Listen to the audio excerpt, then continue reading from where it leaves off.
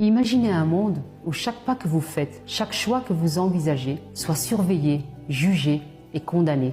Un monde où vos rêves ne sont pas façonnés par vos désirs, mais par les normes de votre communauté.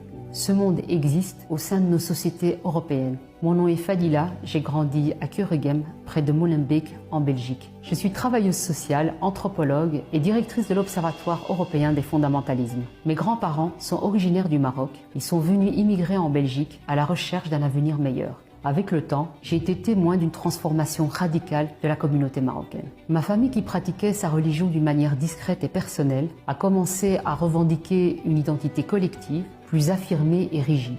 Les mosquées se sont multipliées et ont attiré les jeunes. Elles offraient un enseignement qui allait au-delà d'un simple précepte religieux. Ces espaces, comme les cafés réservés aux hommes, les clubs de sport ou les prisons, sont devenus des lieux d'endoctrinement. Ils font la promotion de l'islam et de ses interprétations, en contradiction avec les valeurs de liberté et d'égalité. Pour grandir dans cet environnement en tant que fille, j'ai dû naviguer à travers un labyrinthe de restrictions et de punitions parfois violentes. Cette triste évolution ne se limite pas à la communauté marocaine ni à la Belgique. Elle s'inscrit dans un mouvement global où l'islamisme gagne en influence, même au sein des classes les plus instruites. Il y a 4 ans, j'ai été confrontée à une journaliste militante féministe. Dans une carte blanche, elle défendait le port du voile dans l'espace public. En soutenant que le hijab est une affirmation de soi, elle ne réalise pas les pressions morales subies par les filles au sein de leur communauté. Et c'est là l'exemple d'un humanisme mal placé. Sous couvert de bons sentiments, les femmes voilées se retrouvent visuellement, et avant toute autre chose, assignées à une identité religieuse qui ne reconnaît pas l'égalité des droits entre hommes et femmes.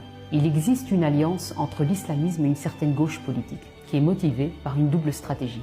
Une posture où la peur d'être perçue comme intolérante et un calcul qui vise l'électorat musulman. La compromission de cette gauche qui domine la culture, les associations, les universités, les médias engendre une distorsion de ce qui préoccupe le citoyen belge. L'islamisme est un ennemi puissant car intelligent, uni autour de principes simples et faciles à détourner de leur interprétation spirituelle. Il s'oppose à la science et à la liberté de conscience, qui sont les piliers de nos sociétés. Lutter contre l'islamisme, ce n'est pas lutter contre les musulmans. C'est même tout le contraire, puisqu'ils en sont les premières victimes. Alors, on ne peut pas laisser passer les erreurs qu'ils commettent, sous prétexte de multiculturalisme.